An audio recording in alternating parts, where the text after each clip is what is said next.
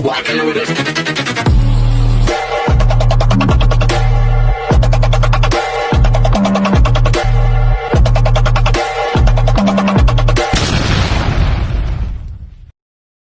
Hi everyone! Good evening! I'm back! It's your Mama Sam dito sa Sam TV. Kamusta naman kayo mga amigo, amiga, kumare at kumpare? Sana lahat kayo ay okay na okay ngayong gabi. Syempre ko ako naman ang tatanungin nyo, napansin niyo wala akong boses. Ganyan talaga ako kapag inaatake ako ng asthma. So inaatake na naman ako ng asthma kanina kasi nga maalikabok, naglinis ako ng bahay after ko mag-live kanina. So yun, nagpalit ako ng sapin sa kama kasi parang feeling ko, kasi yung window namin dito, ayan o, nakikita nyo yan, sobrang laki niyan. So pag binuksan mo yan, syempre yung alikabok, papasok talaga siya sa bahay. So kailangan everyday ka talaga naglinis. Ako, pag nakasingot na ako ng alikabok, ganyan na, maghapon na ako mag-atchin, tapos sisipunin. Pero pag tinulog ko naman na yan, bukas feel better na ako. So, yan! So, nakakaloka. Lagi na lang ganyan yung eksena ng katawan ko. Ganyan talaga kapag maganda ka. Charot. So, yon. So, ito na nga. Pag-usapan natin. So, si Atisa Manalo kanina nagkaroon na ng send-off party para sa laban niya sa Miss Cosmo. So, syempre, kanina, pasabog ang Atisa. Talagang nagulat din ako. In fairness sa kanya send-off ha, talagang bongacious. Parang feeling ko si Atisa ang gumastos dyan. Di naman ang Miss Universe Philippines or the Miss Philippines. Kasi nagkaroon sila ng send-off doon sa dalawang kandidata nila, napakasimple lang na parang kulang na lang ay di ba, wala nang send-off ganon.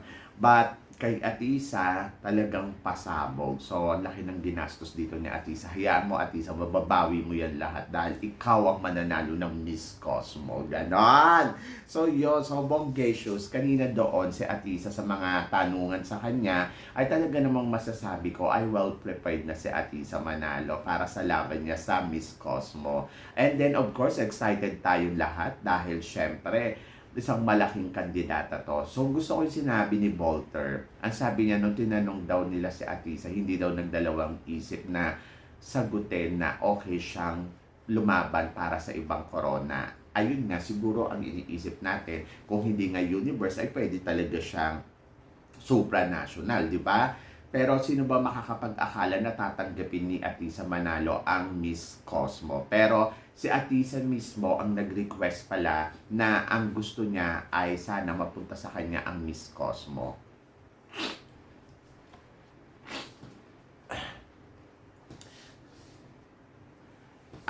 Ayun nga, sana nga daw ay mapunta sa kanya ang Miss Cosmo, 'di ba? Ang bongga.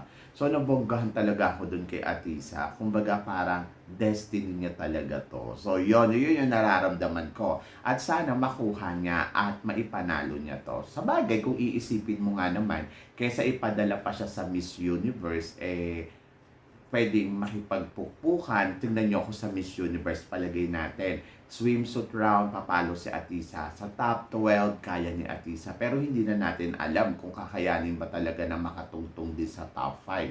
Kasi alam naman natin si Halo, di ba? So parang feeling ko tama na rin yung pinili ni Atisa Manalo dito sa Miss Cosmo. Actually, wala naman tayong kasiguraduhan dahil hindi din natin alam kung ano ang magiging eksena ng mga makakalaban ni Atisa Manalo. Katulad niyan ngayon sa botohan ngayon, di ba? Kasi sa botohan talaga nakikipagpukpukan ang pambato ng Cambodia na may bagong botohan, guys. Sana makabisita kayo sa nila, sa page ng Miss Cosmo. Tapos alamin nyo doon kung paano. Kasi parang feeling ko ini-scan siya.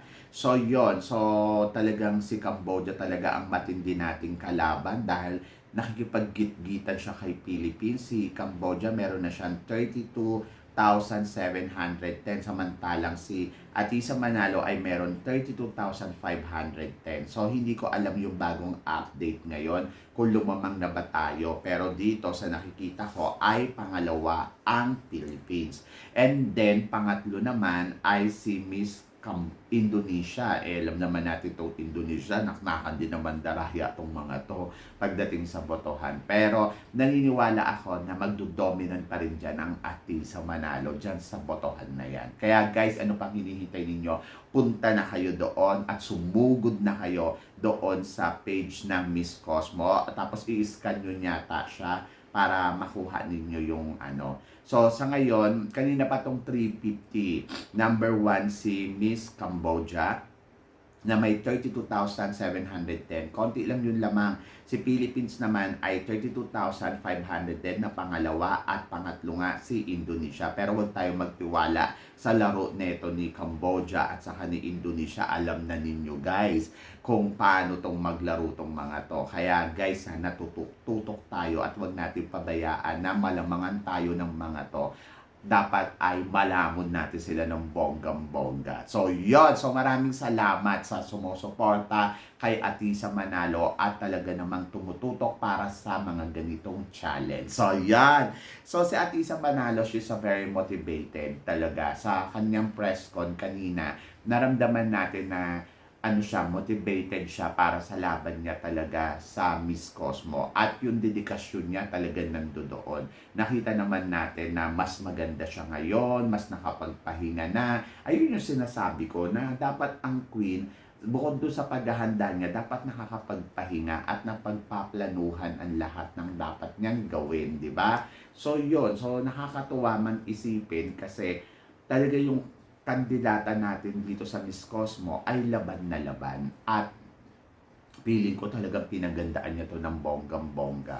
So, kanina yung beauty niya, grabe, panalo ang styling, panalo ang damitan, panalo din ang eksena. Parang feeling ko mas parang nag-gain siya ngayon. Miski pa paano, nagkaroon talaga ng laman yung mga hita-hita niya. Hindi katulad nung dati na parang ang payat niya na. Ngayon, medyo nagkaroon siya ng katawan. So, yon. So, hindi ko lang alam kung anong pasarela ang hinanda ni Atisa. Ano ba ang mga pasabog niya dito sa Miss Cosmo. Pero, naniniwala ako na isusupresa tayo ni Atisa Manalo ng bonggang-bongga. Lalo na't alam niya na ang sumusuporta talaga sa kanya ay ang buong sambayanan, di ba?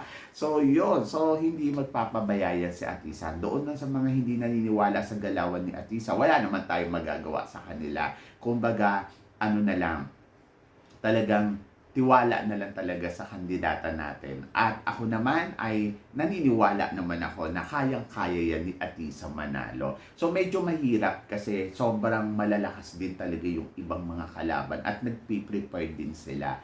So this coming week na ang kanilang pasabog at eksena dahil sa 12 and 13 ang arrival ng mga kandidata. Syempre, abangan natin kung ano ang eksena ni Atisa Manalo sa pagpunta niya dyan sa Vietnam. Di ba? Ayun yung aabangan mo kung paano siya mag-e-enter ng bonggang-bongga na sasabayan niya yung mga kalaban. So, kaka-excite to guys. Kaya sana lahat tayo ay sumuporta, magtiwala at magdasal para kay Atisa Manalo dahil ibinibigay naman ni Atisa Manalo yung best niya rin bilang kandidata dito sa Miss Cosmo. So yon. So sana ibigay din natin yung kumbaga nakita natin nag-e-effort sa Atisa. So ibigay din natin yung talagang best 100% para sa kanya. So for sure, may pasabog yan at magiging maganda ang resulta nito. So basta tiwala lang talaga. Kaya yan ni Atisa.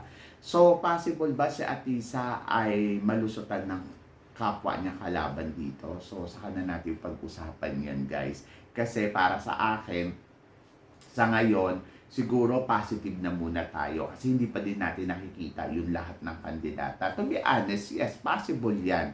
Possible na malusutan ng ibang kandidata. Kaya lang, syempre dapat nandoon tayo nakafocus lang sa kung ano yung ginagawa ng reyna natin. At ayun yung ibigay natin na tiwala sa kanya. Diba? So, yon. Kayo guys, ano guys ang tingin ninyo? Kakabog nga ba talaga ang pambato natin ngayong taon na to dito sa Miss Cosmo? Tingin mo, corona na ba to? At paano natin malalagpasan ang mga kalaban dito sa Miss Cosmo. So sana guys makabisita kayo talaga sa Miss Cosmo kasi may botohan na naman, no, di ba? So sana lahat tayo ay magtulong-tulong for Atisa manalo para sa ikakapanalo ng Pilipinas sa Miss Cosmo International ngayong taon na to. So yan.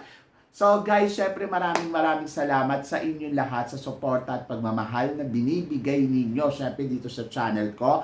At sa mga hindi pa po nakaka-subscribe dyan, please don't forget guys to click like and subscribe my channel at i-click nyo na rin po ang notification bell para updated kayo syempre sa aking mga chika. Sabi ng ganon, always keep smiling and laban lang. So guys, hanggang dito na lang. Hanggang sa muli nating chikahan. See you tomorrow. Thank you guys.